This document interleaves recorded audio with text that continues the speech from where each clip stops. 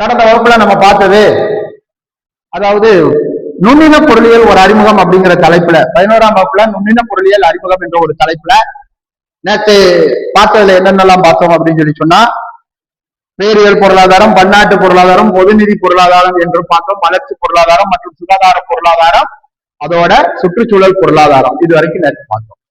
சுற்றுச்சூழல் பொருளாதாரம் என்பது பொருளாதாரத்துக்கும் சுற்றுச்சூழலுக்கும் நெருங்கிய தொடர்புடையதாக இருக்கிறது. சுற்றுச்சூழல் ஆரோக்கியமாக இருந்தால்தான் பொருளாதார வளம் என்பது பெருகும் என்பதை விஷயத்தை நல்லா நம்ம பார்த்தோம். இப்ப நம்ம பார்க்கக்கூடியது, இந்த தலைப்புல நம்ம பார்க்கக்கூடியது என்னன்னா, பொருளியல் அடிப்படை பிரச்சனைகள். பொருளியல் அப்படின்னு சொல்லும் போது அந்த பொருளியல்ல என்னென்ன இருக்கு, what are the basic problem of the economics, what are the basic problem of the economics அப்படின்னு சொல்றாங்க. அப்படின்னா என்னென்ன இருக்கு? ஃபர்ஸ்ட் ஆஃப் ஆல்,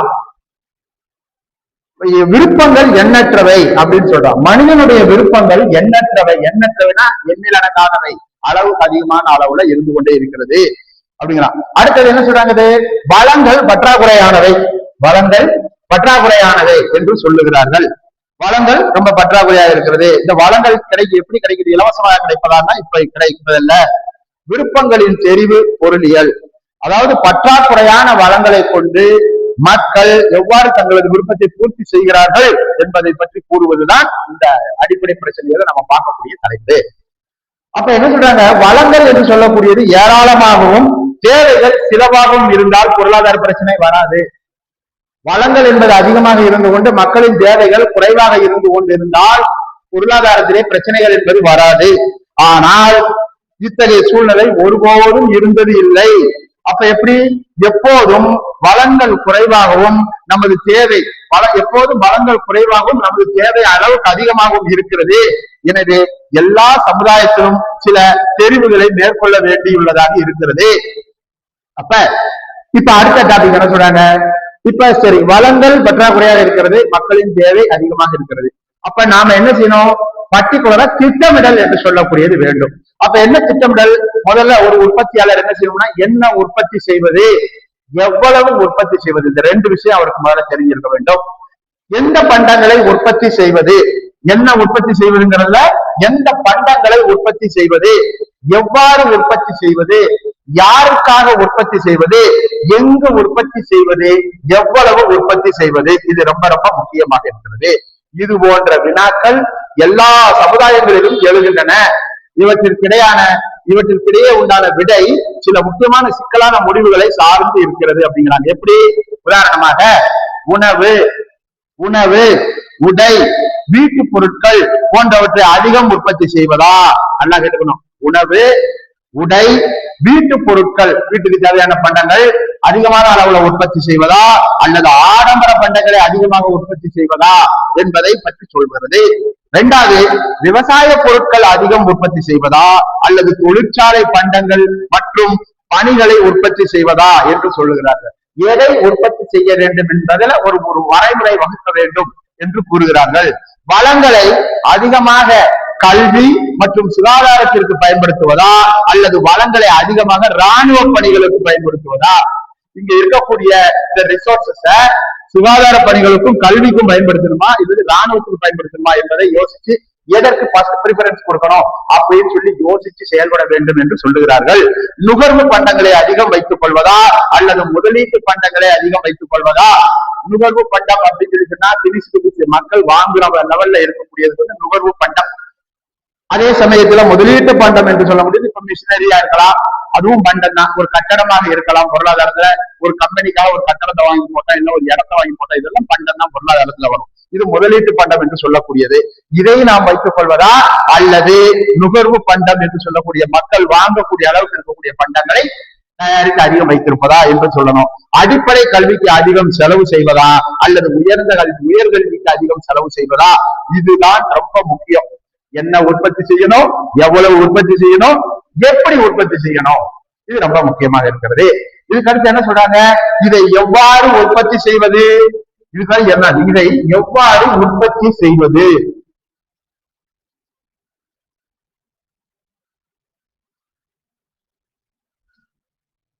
எவ்வாறு உற்பத்தி செய்வது என்று சொன்னால், ஒவ்வொரு சமுதாயமும் உழைப்பு செறிவுமிக்க தொழில்நுட்பத்தை அதிகம் பயன்படுத்துவதா உழைப்பு செறிவு மிக்க தொழில்நுட்பத்தை அதிகம் பயன்படுத்துவதா அல்லது மூலதன செறிவு மிக்க தொழில்நுட்பத்தை அதிகம் பயன்படுத்துவதா? அதாவது என்ன சொல்றாங்கன்னா, ஒவ்வொரு சமுதாயத்திலையும், அதாவது மனித சமுதாயத்துல என்ன சொல்கிறார்கள்னா, மூலதன செறிவு மிக்கம் அப்படின்னு சொல்லி சொன்னா அதிகமான அளவுல பணத்தையோ முதலீட்டு பொருட்களையோ இன்வெஸ்ட்மெண்ட் பண்றதா அல்லது உழைப்பாளர்களை, தொழிலாளர்களை, வேலை செய்யக்கூடிய வேலையாட்களை அதிகமான அளவிலே வேலைக்கு அமர்த்துவதா என்று ஒரு முக்கியமான ஒரு செயல்பாடு இந்த இடத்துல. அப்ப அதாவது உழைப்பை அதிகம் பயன்படுத்துவதா அல்லது இயந்திரம் அதிகம் பயன்படுத்தி உற்பத்தி செய்யலாமா என்பதை தீர்மானிக்க வேண்டி இருக்கிறது. இது எவ்வாறு உற்பத்தி செய்யறது அப்படிங்கிற வரக்கூடிய கான்செப்ட்ல எவ்வாறு உற்பத்தி செய்வது? மனிதர்களை வைத்து உற்பத்தி செய்யலாமா இல்ல மிஷினரியை வைத்து உற்பத்தி செய்யலாமா? மிஷினரி வச்சு உற்பத்தி பண்ணா எவ்வளவு பண்ணலாம், மனிதர்களை வைத்து உற்பத்தி செய்யலாம் எவ்வளவு உற்பத்தி பண்ணலாம், இதுக்கு அதுக்கு உள்ள வித்தியாசம் பண்ண இதை ஒரு தொழில் முனைவோர் தெளிவாக தெரிந்து வைத்திருக்க வேண்டும். யாருக்காக உற்பத்தி செய்வது? ஒவ்வொரு சமுதாயமும் உற்பத்தி செய்த பண்டங்களை சமுதாயத்தின் பல்வேறு பிரிவுகளுக்கு எவ்வாறு பிரித்து கொடுப்பது? யாருக்காக இதை உற்பத்தி செய்யறோம்? மக்களுக்காகத்தான். எந்த ஒரு பண்டமும் யாருக்காக உற்பத்தி செய்வது என்றால் மக்களுக்காகத்தான் உற்பத்தி செய்யுது என்று சொல்லுகிறார்கள். அப்ப சரி, மக்களுக்கு தான் உற்பத்தி செய்யறோம். இது என்ன சொல்றாங்க? ஒவ்வொரு சமுதாயமும் உற்பத்தி செய்த பண்டங்களை சமுதாயத்தின் பல்வேறு பிரிவுகளுக்கு எவ்வாறு பிரித்து கொடுப்பது? யார் அதிகம் பெறுகிறார்கள், யார் குறைவாக பெறுகிறார்கள், யார் அதிகம் பெறுகிறார்கள், யார் குறைவாக பெறுகிறார்கள் என்பதையும் அறிய வேண்டியுள்ளது. சமுதாயத்தில் உள்ள ஒவ்வொருவருக்கும் குறைந்தபட்ச நுகர்வுக்காவது பண்டங்கள் மற்றும் பணிகள் கிடைக்கின்றனவா? எல்லாருக்கும் நம்ம உற்பத்தி செய்த பண்டங்கள், பணிகள் ஒவ்வொரு குடிமகனுக்கும் அட்லீஸ்ட் குறைந்தபட்சமாக அது கிடைக்குதா அப்படின்னு சொல்லி கவனிக்கணும் அப்படின்னு சொல்லி சொல்றாங்க. அப்ப வளங்கள் பற்றாக்குறையாகவே இருப்பதால் மாற்று வாய்ப்புகளையும் தெரிவு செய்ய வேண்டிய கட்டாயத்தை ஒரு சமுதாயம் சந்திக்கின்றது. சரி, வளங்கள் பற்றாக்குறையாகவே இருக்கிறது, மாற்று வாய்ப்புகள் அப்படின்னு என்னப்பா? ஒரு சின்ன உதாரணம் சொல்லுகிறேன். நாம் கடைக்கு போகிறோம், காலையில டிஃபன் பண்ணணும்னு சொல்லிட்டு நம்ம என்ன செய்யறோம்? கடைக்கு போறோம். Most of the people will like only in idli, dosa, anyone idli இல்ல தோசை எல்லாம் சாப்பிடுறாங்க. அப்ப நம்ம போறோம், கொஞ்சம் லேட் ஆயிடுச்சு, இட்லி காலி ஆயிடுச்சு அப்படிங்கிறாங்க. ஆனால் நமக்கு பசிக்குது, அதுக்கு ஆல்டர்னேட்டிவ் என்ன இருக்கு? பொங்கல் இருக்குது, பூரி இருக்குது, ஏதோ சம்திங் சொல்றாங்க. அப்ப நாம என்ன செய்யறோம்? இதுக்கு பதிலாக அதை சாப்பிடுறோம். உதாரணமா நம்மளுடைய மனநிலை எப்படி போறோம்னா, போய் பசிக்குது, நம்ம இட்லி சாப்பிட்டு வரணும் அப்படின்னு ஆசைப்பட்டு போறோம். பட் அங்க இட்லி நமக்கு இல்லை, காலியா போயிட்டு இருக்காங்க. அதுக்கு பதிலாக ஆல்டர்னேட்டிவா பொங்கலோ இல்ல பூரியோ இருக்குது. அதை ஏதாவது ஒண்ணு நம்ம என்ன செய்யறோம்? சாப்பிட்டு நம்மளுடைய மனதை திருப்திப்படுத்திக் கொள்கிறோம். இதைத்தான் சொல்றாங்க, இந்த வளங்கள் பற்றாக்குறையாகவே இருப்பதனால் இதற்கு ஆல்டர்னேட்டிவ் என்று சொல்லக்கூடியது ஒண்ணு செய்யணும் அப்படின்னு சொல்லி சொல்றாங்க. ஒரு பொருளாதாரத்தில் உற்பத்தி செய்யப்பட்ட பண்டங்கள் மற்றும் பணிகளை தனிநபர்களுக்கு ஒதுக்கீடு செய்வது போன்ற பிரச்சனைகளையும் சமுதாயம் சந்திக்க வேண்டியுள்ளது. ஒரு பொருளாதாரத்துல உற்பத்தி செய்த பண்டம் மற்றும் பணிகள் அப்படின்னு சொல்ற இதை யாருக்கு? தனிநபர் ஒருவருக்கு ஒதுக்கீடு செய்வது அப்படின்னு சொன்னா அதுலயும் சில பிரச்சனைகள் இருக்கிறது, அதையும் சமுதாயம் சந்திக்க வேண்டி இருக்கிறது அப்படிங்கிறாங்க. சோ இதுதான் என்னன்னா அடிப்படை பிரச்சனைகள், பேசிக் ப்ராப்ளம்ஸ் என்று சொல்லக்கூடியது. சரிங்களா? இதற்கு அடுத்தபடியாக நான் பார்க்க இப்ப இதுவரைக்கும் புரிஞ்சிருக்கும்னு நினைக்கிறேன். ஓகேவா? என்ன உற்பத்தி பண்ணணும், எவ்வளவு உற்பத்தி பண்ணணும், எவ்வாறு உற்பத்தி பண்ணணும், யாருக்காக உற்பத்தி பண்ணணும், இது ரொம்ப ரொம்ப முக்கியமான ஒரு விஷயம். இதுக்கு அடுத்து நம்ம பார்க்கக்கூடியது என்ன அப்படின்னா உற்பத்தி வாய்ப்பு வளைகோடு. உற்பத்தி வாய்ப்பு வளைகோடு அப்படின்னு சொல்லக்கூடியது, இதை ரொம்ப நல்லா கவனமா கவனிக்கணும். இதுக்கு ஒரு டிராயிங் வரும். உற்பத்தி வாய்ப்பு வளைகோடு அப்படின்னு சொல்லி சொல்றாங்க. ஒரு ப்ரொடக்ஷன், அதாவது என்ன அப்படின்னு சொல்லி சொல்லும் பொழுது, இப்போ உதாரணமா ஏதாவது ஒரு 2 பண்டம் இருக்குன்னு வச்சுக்கோங்க. ஏதாவது ஒரு 2 பண்டத்தை நம்ம எடுத்துக்கிட்டோம்னா அந்த பண்டத்துல எதை உற்பத்தி செய்ய போறோம், எவ்வளவு உற்பத்தி செய்ய வேண்டும் என்ற வினாவிற்கு ஒரு பதில் தரும் முறையை வடிவியல் சாதனம், வடிவியல் சாதனம் அப்படின்னு சொல்லியிருக்காங்க. கணிதத்துல வடிவியல்னா என்ன? டிராயிங் படிச்சிருப்போம். அந்த சாதனம், இந்த டிராயிங் மூலமா நாம அதுக்கு விளக்கம் சொல்வதுதான் இந்த உற்பத்தி வாய்ப்பு வளைகோடு என்று சொல்லக்கூடியது. என்ன உற்பத்தி பண்ண போறோம், எவ்வளவு உற்பத்தி பண்ண போறோம், எவ்வளவு காலத்துக்குள்ள அதை உற்பத்தி பண்ணோம், இந்த டீட்டெயில ஒரு சார்ட், அதாவது கிராஃப் மூலமாக நாம சொல்லக்கூடியது. இதுக்கு பேர் உற்பத்தி வாய்ப்பு வளைகோடு. உதாரணமாக கொடுக்கப்பட்ட வளங்கள் மற்றும் தொழில்நுட்ப நிலையில் உற்பத்தி வாய்ப்பு வளைகோடானது சமுதாயத்தால் தேர்வு செய்யப்படும் பண்ட வரிசையை எடுத்து காட்டுகிறது. எப்படி? சில அனுமானங்களின் அடிப்படையிலேயே உற்பத்தி வாய்ப்பு வளைகோடு விளக்கம் பெறுகிறது. ஒண்ணு, காலத்தில் மாற்றம் கிடையாது. வளைகோட்டில் நெடுகிலும் ஒரே நிலை காலம் நிலைத்திருக்கிறது. நல்லா பார்த்துக்கணும், காலத்துல மாற்றம் கிடையாது. அந்த வளைகோடு அதாவது உற்பத்தி வாய்ப்பு வளைகோடு சொல்றவே அதன் நெடுகிலும் ஒரே காலம் என்பது நிலைத்திருக்கிறது. உற்பத்தி செய்யும் தொழில்நுட்பம் என்பது நிலையானது. சமுதாயத்தில் முழு வேலை வாய்ப்பு நிலவுகிறது. கொடுக்கப்பட்ட வளங்களை கொண்டு இரு பண்டங்களை மட்டும் உற்பத்தி செய்ய முடியும். உற்பத்தி வளங்கள் முற்றிலும் இடம்பெறக்கூடியவை. உற்பத்தி காரணிகளின் அளவும் தரமும் கொடுக்கப்பட்டுள்ளவை. உற்பத்தியில் குறைந்து செல் விதி நிலவுகிறது. ஒவ்வொரு உற்பத்தி வாய்ப்பு வளைகோடும் அனுமானங்களை கொண்டு அமைகிறது, அசம்சன். இதில் மாற்றம் ஏற்பட்டால் அக்கோட்டின் தன்மையை பாதிக்கிறது. கீழ்காணும் அட்டவணை, அதுக்குதான் இந்த அட்டவணையை சொல்லியிருக்கோம். 0. இப்ப பாருங்க, உற்பத்தி வாய்ப்பு 1, டன் கணக்குல உணவு உற்பத்தி ஒண்ணுமே இல்லை. ஆனால் மோட்டார் வாகன உற்பத்தியினுடைய எண்ணிக்கை 25 இருக்கிறது. இப்ப உற்பத்தி வாய்ப்பு 2வது காலத்துக்கு வரும்பொழுது உணவு உற்பத்தி 100 டன் ஆகிறது. மோட்டார் வாகன உற்பத்தி 23 ஆகுது. முதல் இதுல 25 மோட்டார் உற்பத்தி பண்ணுது, இப்ப 23, 2 குறைஞ்சிருச்சு. ஏன்? இங்க உணவு உற்பத்தி 100 டன். ஏன்னா இது அத்தியாவசியம். சாப்பாடு முக்கியமா, பைக் முக்கியமா? உயிர் வாழ வேண்டும் என்று சொன்னால் உணவு முக்கியம். அதனால உணவு உற்பத்தி என்பது 100 டன்னாக உணவு உற்பத்தி ஆகிறது. 2வது காலகட்டத்தில 2வது சான்ஸ்ல உணவு உற்பத்தி 100 டன்னாக இருக்கிறது. மோட்டார் வாகனம் 25 இருந்தது, 2 குறைச்சி 23 ஆகிட்டோம். 3வது உற்பத்தியில இருக்கும், அதுக்கடுத்த வாய்ப்புல இருக்கும்போது உணவு உற்பத்தி 200ஆக இருக்கிறது. மோட்டார் வாகனம் எதுக்கு ப்ரிஃபரன்ஸ் ஃபர்ஸ்ட் கொடுக்கணும்? அத்தியாவசிய பண்டங்களுக்கு ஃபர்ஸ்ட் ப்ரிஃபரன்ஸ் கொடுக்கணும். அதன் பிறகுதான் அத்தியாவசிய பண்டங்கள் முழுவதும் ஃபுல்பில் ஆனதுக்கு அப்புறம் தான் நம்ம ஆடம்பர பண்டங்கள் என்று சொல்லக்கூடிய விஷயத்துக்கு வரணும். அப்ப இந்த அட்டவணையில இருந்து நம்ம என்னெல்லாம் நம்ம பாத்துக்கிட்டு இருக்கோம் அப்படின்னு சொல்லி சொன்னோம்னா, ஒரு தொழில்நுட்பத்தில் அனைத்து வளங்களும் உணவு உற்பத்திக்கு மட்டுமே பயன்படுத்தப்பட்டால் அதிகபட்சம் 500 டன் இதா இருக்குது. அதிகபட்சம் எவ்வளவு 500 டன் உணவை உற்பத்தி செய்ய முடியும் என்பதை செய்யலாம். மாறாக அனைத்து வளங்களையும் மோட்டார் உற்பத்திக்கு பயன்படுத்தினால் 25% தான் நம்ம உற்பத்தி பண்ணலாம். 25 வகையான 25 மோட்டார் வாகனங்களை மட்டும்தான், 25% அல்ல, 25 மோட்டாரை மட்டும்தான் நாம் பயன்படுத்தலாம். அப்ப இந்த எதிர்மாறான வாய்ப்புகளுக்கு இடையில் நாம் கொஞ்ச அளவு உணவை விட்டு கொடுத்தால் நமக்கு சில மோட்டார் வாகனங்கள் கிடைக்கும். இந்த முடிவு பொருளாதார சமூக அமைப்புகளை பொறுத்தே அமையும். இதுக்குத்தான் என்ன சொல்லியிருக்காங்க அப்படின்னா, உணவு உற்பத்தி, மகிழுந்து எண்ணிக்கை, உற்பத்தி வாய்ப்பு வளைகோடு என்று ஒரு படம் சொல்லுகிறார்கள். அந்த உற்பத்தி வாய்ப்பு வளைகோடு என்று சொல்லக்கூடியது உற்பத்தி வாய்ப்பு வளைகோடு. உற்பத்தி வாய்ப்பு வளைகோடுல கிராஃப் மாதிரி முதல்ல ஒண்ணு எக்ஸ் அச்சு, 2வது ஒய் அச்சு. இந்த P1, P2, P3 என்று சொல்லக்கூடியது ப்ரொடக்ஷன் என்று சொல்லக்கூடியது. ப்ரொடக்ஷன் 1, ப்ரொடக்ஷன் 2, ப்ரொடக்ஷன் 3, ப்ரொடக்ஷன் 4, 5, 6 என்று சொல்லக்கூடியது. இது உணவு உற்பத்தி. இது மகிழுந்து அதாவது காரினுடைய உற்பத்தி என்று சொல்லக்கூடியது. இங்க என்ன சொல்றாங்க அப்படின்னு சொல்லி சொன்னால், நல்லா பாருங்க, அதாவது உற்பத்தி வாய்ப்பு அட்டவணையை கொண்டு வரையப்படுவது உற்பத்தி வாய்ப்பு வளைகோடு. நம்ம ஏற்கனவே அப்பளோட அட்டவணை ஒண்ணு போட்டோம் இல்லைங்களா? உற்பத்தி வாய்ப்புகள்ல 1 டன் கணக்குல உணவு உற்பத்தியின் அளவு 0, மோட்டார் வாகனத்தின் உற்பத்தி எண்ணிக்கை 25. அதே மாதிரி உற்பத்தி வாய்ப்பு 2 டன் கணக்குல உணவு உற்பத்தி 100, மோட்டார் வாகனத்தின் உற்பத்தி எண்ணிக்கை 23 பார்த்தோம். அந்த கணக்கு பிரகாரம் பார்க்கும் பொழுது இப்ப இங்க என்ன சொல்லுகிறார்கள் என்று சொன்னால், இந்த எக்ஸ் அச்சு அப்படின்னு சொன்ன பாத்தீங்களா, இந்த எக்ஸ் அச்சுன்னு சொல்றோம் இல்லையா, இந்த எக்ஸ் அச்சில் உணவின் அளவும் இதோட உணவு உற்பத்தியோட அளவும், ஒய் அச்சில் மகிழுந்து எண்ணிக்கையின் அளவும் கொடுக்கப்பட்டுள்ளது.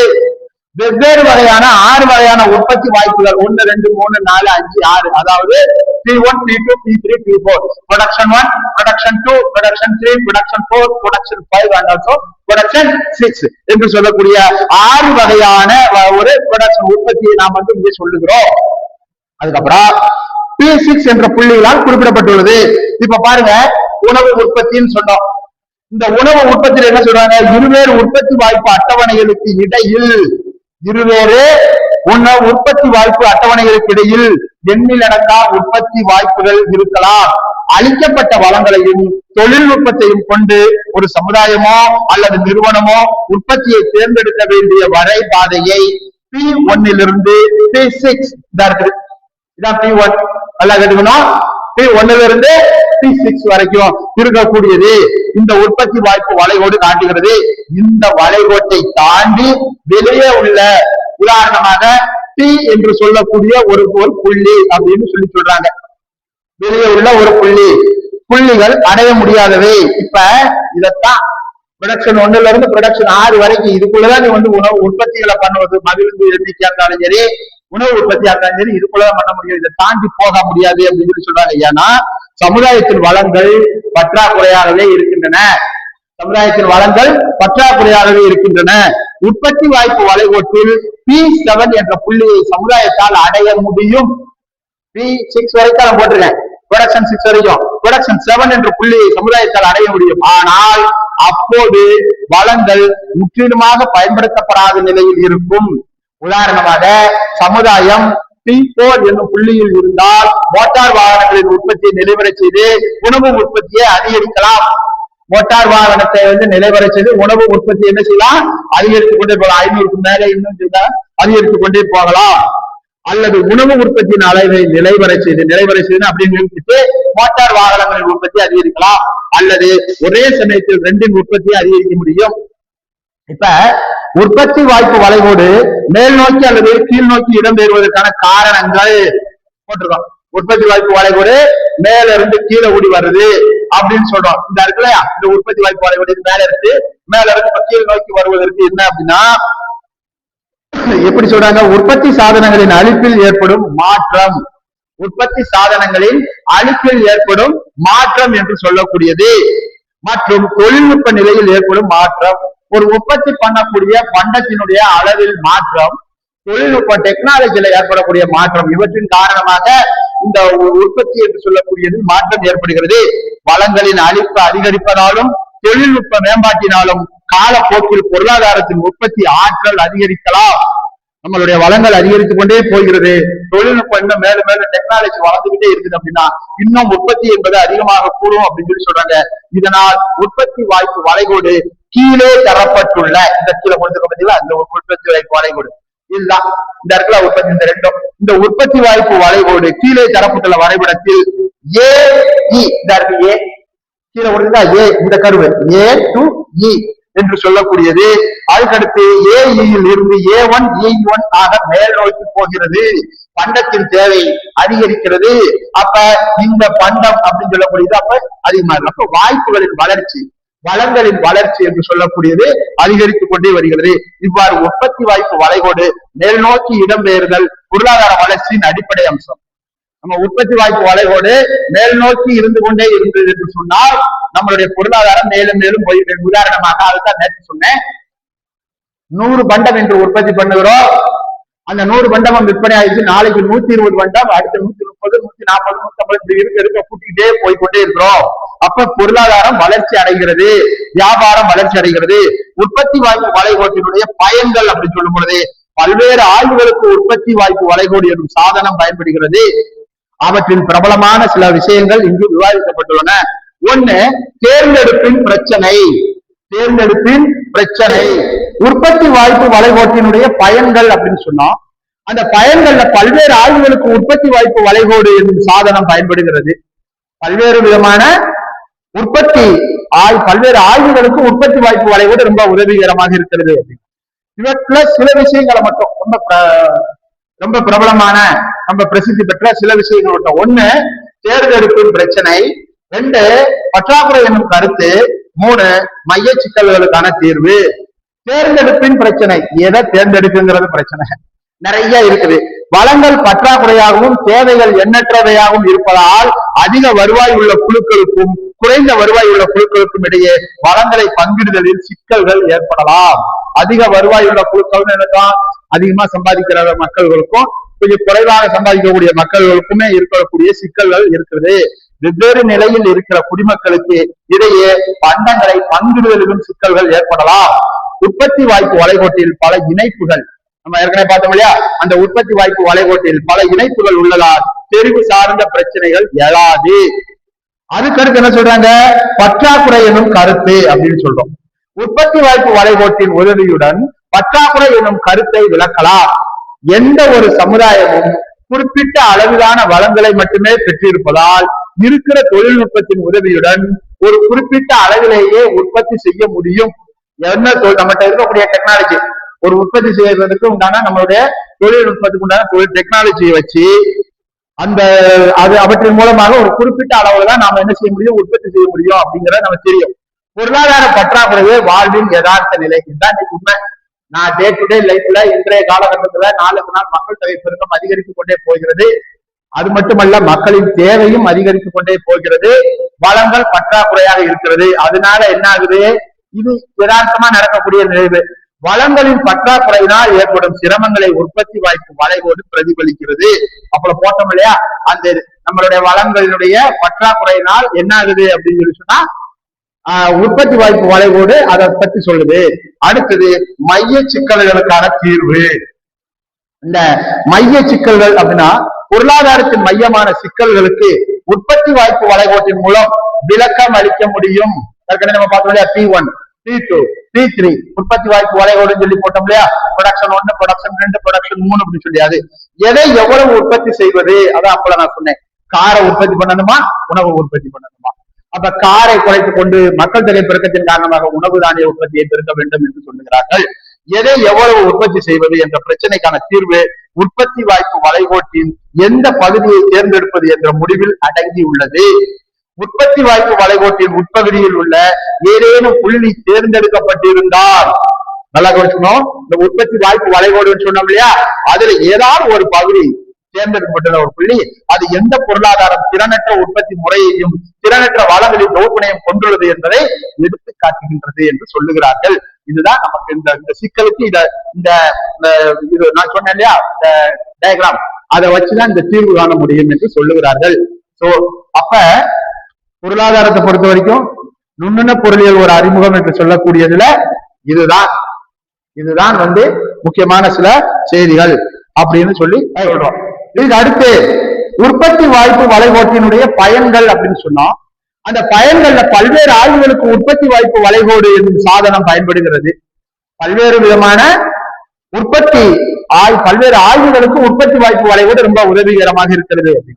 இவற்றுல சில விஷயங்களை மட்டும் ரொம்ப பிரபலமான ரொம்ப பிரசித்தி பெற்ற சில விஷயங்கள் மட்டும். 1 தேர்ந்தெடுப்பின் பிரச்சனை, 2 பற்றாக்குறை என்னும் கருத்து, 3 மைய சிக்கல்களுக்கான தீர்வு. தேர்ந்தெடுப்பின் பிரச்சனை, எதை தேர்ந்தெடுக்குங்கிறது பிரச்சனை நிறைய இருக்குது. வளங்கள் பற்றாக்குறையாகவும் தேவைகள் எண்ணற்றவையாகவும் இருப்பதால் அதிக வருவாய் உள்ள குழுக்களுக்கும் குறைந்த வருவாய் உள்ள குழுக்களுக்கும் இடையே வளங்களை பங்கிடுதலில் சிக்கல்கள் ஏற்படலாம். அதிக வருவாய் உள்ள குழுக்கள் என்னதான் அதிகமா சம்பாதிக்கிற மக்கள்களுக்கும் கொஞ்சம் குறைவாக சம்பாதிக்கக்கூடிய மக்கள்களுக்குமே இருக்கக்கூடிய சிக்கல்கள் இருக்குது.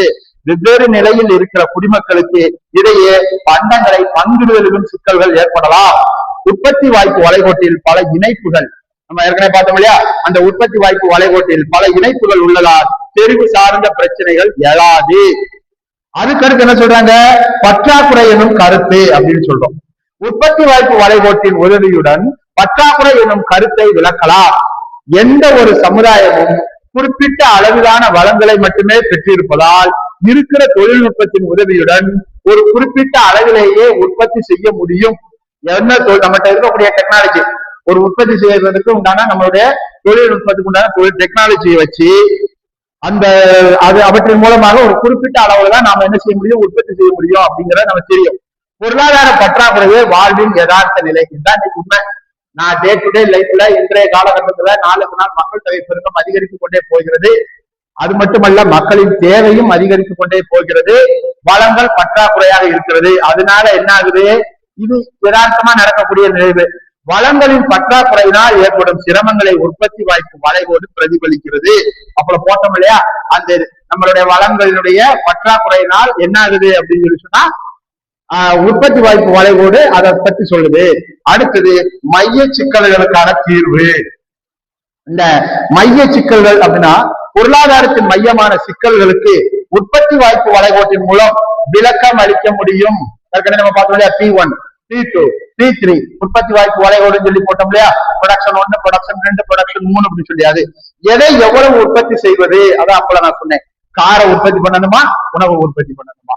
அப்ப காரை குறைத்துக் கொண்டு மக்கள் தொகை பெருக்கத்தின் காரணமாக உணவு தானிய உற்பத்தியை பெருக்க வேண்டும் என்று சொல்லுகிறார்கள். எதை எவ்வளவு உற்பத்தி செய்வது என்ற பிரச்சனைக்கான தீர்வு உற்பத்தி வாய்ப்பு வளைகோட்டின் எந்த பகுதியை தேர்ந்தெடுப்பது என்ற முடிவில் அடங்கி உள்ளது. உற்பத்தி வாய்ப்பு வளைகோட்டின் உட்பகுதியில் உள்ள ஏதேனும் புள்ளி தேர்ந்தெடுக்கப்பட்டிருந்தால், நல்லா கவனிச்சுக்கணும், இந்த உற்பத்தி வாய்ப்பு வளைகோடுன்னு சொன்னோம் இல்லையா, அதுல ஏதாவது ஒரு பகுதி தேர்ந்தெடுக்கப்பட்டுள்ள ஒரு புள்ளி அது எந்த பொருளாதாரம் திறனற்ற உற்பத்தி முறையையும் திறனற்ற வளங்களின் தொகுப்பினையும் கொண்டுள்ளது என்பதை எடுத்து காட்டுகின்றது என்று சொல்லுகிறார்கள். இதுதான் நமக்கு இந்த சிக்கலுக்கு இந்த இது நான் சொன்னேன் இல்லையா, இந்த டயக்ராம், அதை வச்சுதான் இந்த தீர்வு காண முடியும் என்று சொல்லுகிறார்கள். சோ அப்ப பொருளாதாரத்தை பொறுத்த வரைக்கும் நுண்ணுண பொருளியல் ஒரு அறிமுகம் என்று சொல்லக்கூடியதுல இதுதான் முக்கியமான சில செய்திகள் அப்படின்னு சொல்லி சொல்றோம். இதுக்கு அடுத்து கடைசியாக இறுதியாக இந்த பாடத்தினுடைய இறுதியில கன்க்ளூஷன் அப்படின்னு சொல்லக்கூடிய ஒரு முடிவுக்கு வரும், ஒரு தொகுப்புரை. அப்ப இந்த அத்தியாயத்தை பொறுத்த வரைக்கும் பொருளாதாரத்துல ஒரு பரந்த கண்ணோட்டத்தை இது சொல்லுது.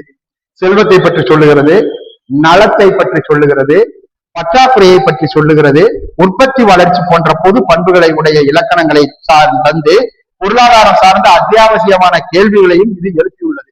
என்ன, எவ்வாறு, யாருக்காக, எப்படி உற்பத்தி செய்வது என்பதை பற்றியும் இந்த பொருளியலின் பிரிவுகள்ல சொல்லப்பட்டிருக்கிறது. நுண்ணியல் மற்றும் பேரியல் பொருளாதாரத்திற்கான வேறுபாடுகளையும் அடிக்கடி தோன்றும் சில அடிப்படை கருத்துக்களையும் இது அறிமுகப்படுத்தியுள்ளது இந்த லெசன்ல. இந்த அத்தியாயம் 2 வழிகளில் முக்கியத்துவம் வாய்ந்ததாக இருக்கிறது. பொருளாதாரம் பற்றிய ஆய்வு ஒரு புத்திசாலித்தனமான கண்கவர் சாகசமாகவும் பொருத்தமானதாகவும் உள்ளது. அதே சமயம் மக்களுடைய வாழ்க்கையை பாதிப்பதாகவும் உள்ளது. இப்பொழுதும் எப்பொழுதும் பாடம் கற்ற பின்னர் சுற்றுப்புற மக்களின் பொருளாதார நடவடிக்கைகளை உற்று நோக்க வேண்டும். சுற்றுப்புற பொருளாதார மக்களின் நடவடிக்கைகளை என்ன செய்ய வேண்டும், உற்று நோக்க வேண்டும். இந்த வழியில் பொருளாதார கற்றல் ஒரு பொருளாதார நிபுணர் போல் சிந்திக்க வைக்கிறது எனலாம். இந்த மாணவர்களே, இதுவரைக்கும் நாம் நடத்திய இந்த நுண்ணின பொருளியல் ஒரு அறிமுகம் என்ற தலைப்புகள்ல பல்வேறு விதமான சில செய்திகளை எல்லாம் உங்களுக்கு சொல்லியிருக்கிறேன். இது உங்களுக்கு புரிந்திருக்கும் என்று நான் நினைக்கிறேன். இந்த பாடங்கள்ல ஏதாவது சந்தேகம் என்று சொன்னால் நீங்க தாராளமாக எனக்கு கமெண்ட்ல கேட்கலாம்.